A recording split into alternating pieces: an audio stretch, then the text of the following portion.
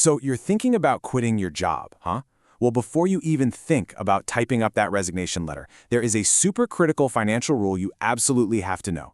Seriously, getting this right is the difference between finding real freedom and stumbling into a total financial nightmare. Let's dive in. We all have that dream, right? The fantasy of just walking away, leaving the 9 to 5 behind to start your own thing, chase a passion project, or, just finally get a chance to breathe. But here's the thing. There's a flip side to that dream.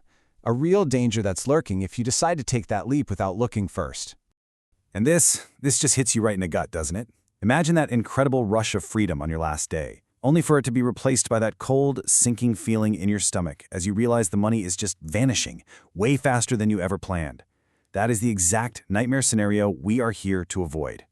This really lays it all out, the two paths you can take. Over here, you've got the dream exit, which is this sustainable, exciting path to true freedom.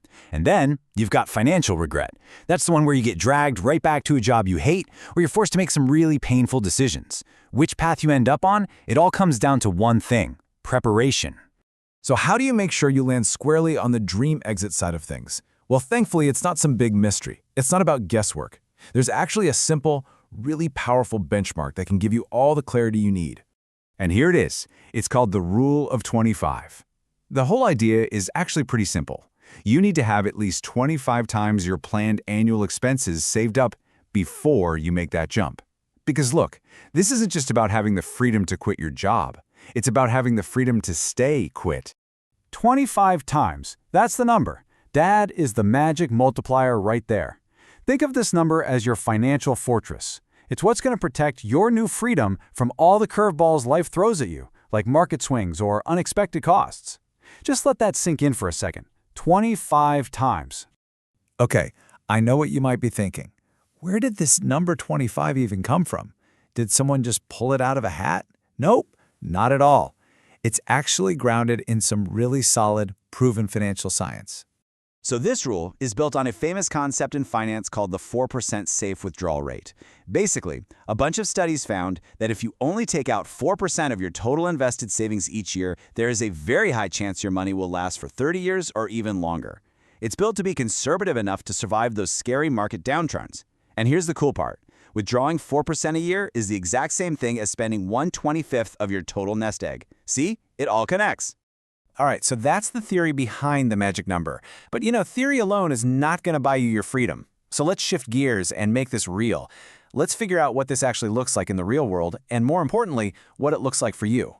It really just boils down to a simple two-step process. First step, you've got to get brutally honest with yourself and figure out what you truly spend in a year. I mean everything: rent, groceries, that daily coffee, all of it.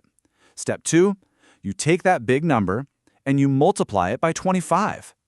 Let's just walk through a quick example so you can see it in action. Let's say your total annual expenses come out to $60,000. Okay, you multiply that by 25, and bam! Your savings target is $1.5 million. When you see it laid out like this, suddenly the goal isn't just some vague idea anymore. It's a real, concrete number. So now for the most important part. You have to apply this to your own life. Just take a second and think about it. What are your annual expenses? What's your personal rule of 25 number? I'm telling you, this is probably the single most important calculation you can make for your future.